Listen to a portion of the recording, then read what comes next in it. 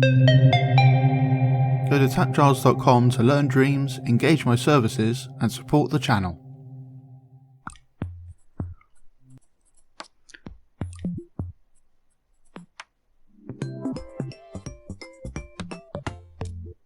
So this has a cool thing. So it plays while we're sending play, and then if we turn that on, that counter is full, and then when the metronome hits, it turns that off because the selector changes to B and turns on the ending. So then you get a nice little ending when you want it. I think I'll actually try to recreate this in my own way. So first off, let's just turn these both off so we can play tests and stuff without them doing anything. Right, so the idea of this start music input is so that you can have a switch or some signal outside of the gadget and you can wire it in and only start the music when you do that, and it will just start. So you could just wire that into the main loop like that, but then when you turn it off it will just kind of suddenly stop. So what I'm going to do is have it trigger this ending that's also provided in here.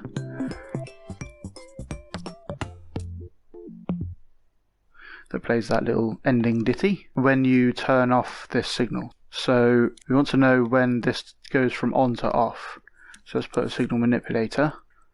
Go into custom remapper. Now that's what these do. This edge mode means when the input signal goes into the on, into this value or above, or goes off when it goes from this value or below. So if you go pulse it off, then I can demonstrate. So if this goes up to 1, nothing will really happen.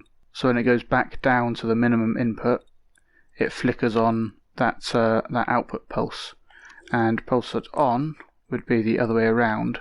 When you get up to the maximum from below the maximum, then it will send a pulse, and it won't send a pulse when you go down.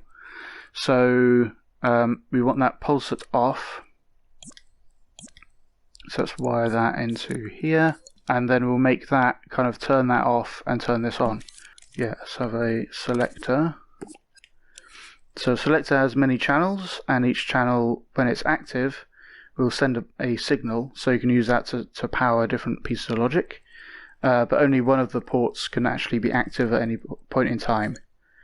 So if you change it, by default it starts on port A, but if you change it to port B, then port A will turn off automatically. So by default it's going to be on A, so we don't want A to do anything. So let's have a node to kind of signify what that's doing. Let's just change it to no port, because we don't want to have inputs or outputs from this chip for this port. So this is just reminding us that A is meant to not do anything. And then this will be B, and this will be the main loop. So when this turns on, we want to change to the main loop, and then this is our ending. So this will be on port C.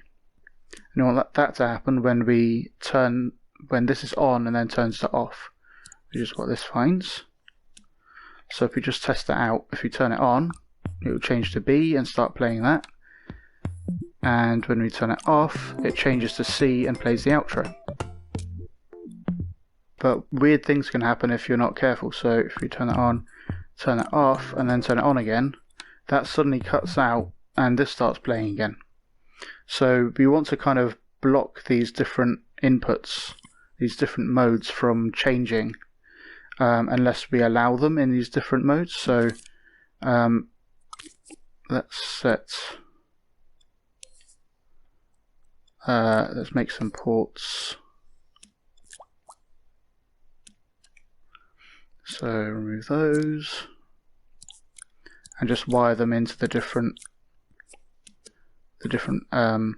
channels of this selector.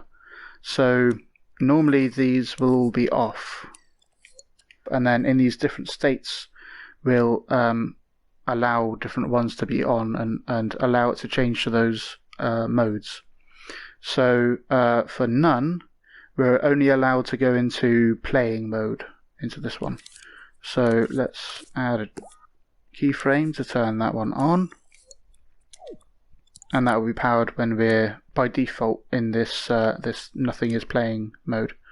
So then that will be allowed to play there, but then we're not allowed to send a signal to ending. So if we just copy that in here to test this out, so we're in none mode, so we're allowed to set it to playing mode like that, and we're not allowed to end it. But then while we're in here, we want to be allowed to end it. So I'll add a keyframe in here which allows the ending to happen. Make sure this lasts the whole time, and let it trail off on the end of the timeline to make sure. So now this doesn't do anything unless we're already playing, in which point it will go to the ending. And then this wants to set it to none because that's the state we're in. We're not actually playing anything, and we should be allowed to start playing the main loop again once this ending is finished. So we'll wire that into the none input, but remember, because this node is off, this won't actually do anything. So if we tried that and then we end, it tries to send through a signal, but the node is off. So we need to allow the node to be on at the end of this timeline. So let's do that in here.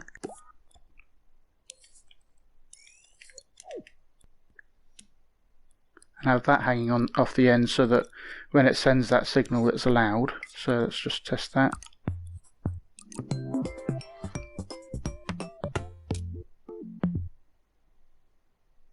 That. And we can actually shorten this a bit, I think. Expand it out. Expand it out with L1 and right, so we can see, adjust this to smaller increments. So we've got a couple of notes there, and that's the end, I think. So let's see if that feels about right.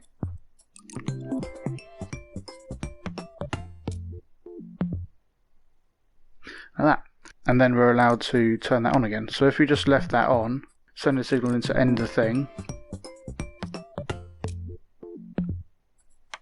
it immediately starts again because this switch is still sending a signal through. If we've already triggered that ending, and then we try and trigger it again, but it's stuck at the end, so we want to make sure every time it comes into this ending thing, it starts from the beginning. So we'll just wire that into restart timeline. So now when we do the ending, and then it will restart itself, and then we trigger the ending again, it will always play from the start. So next thing is we want to only allow it to change the ending when we're on one of these metronome bars. So it has these to kind of trigger allowing it to change the ending, basically. We can tweak how this works. So if we put in a timeline and then make that loop, then this works pretty much the same, but we can use a keyframe directly in there to allow this ending thing to happen. So instead of the ending being allowed the whole time, we can drag that into here and then shorten it so that it's only allowed in certain points. If we actually expand this, put it there and then close it down, then that will be right at the end of the timeline, but we actually want it double that. So let's put it here and shorten that, and now it loops like that. So each one of those bars is corresponding to one of those metronome notes, so this should work just fine. So let's have it play. Yeah, so you can see when it's allowed to trigger the ending. So let's set it playing and then leave this on, so it could only change on one of those bars, you see. Let's get it playing again, and it will wait until there, and then it will play that ending. Cool. So then we can use just a regular NOT gate from here. going into there. So while we are sending a signal, it will keep playing. And when we turn it off, it will try and end as soon as it can.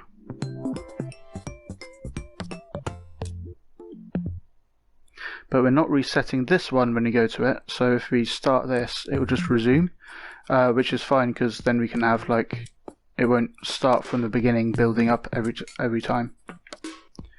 But you could wire that in just as we did before if you want to. But we can also send a signal out of here to say that the ending has happened. Cool.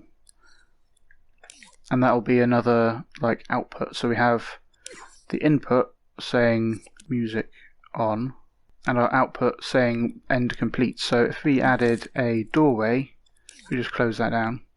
If we add a doorway here and move that so we can see it, so it'll start playing, and then when we turn it off, it'll play the ending,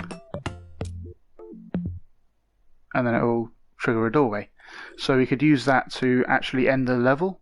We could have like a victory pose or whatever while this ending plays, and then it will trigger the actual doorway when the music comes to a nice end. So that's cool. And one last thing is, what happens if we don't have a switch here?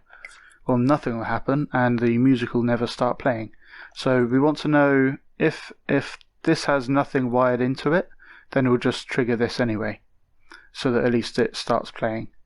So in here, it actually has an is input wired output, and that sends a signal while there's something wired into it. So if you put that through a NOT gate, we can find out if no input is wired into it. So if there's nothing wired into it, we can just wire a signal into playing so that it will start playing. Now because this still has no signal coming from it, it's still trying to end. So we want to kind of disable that if there's no input wired. So I'm going to do this a slightly different way so that it looks a bit nicer wiring wise.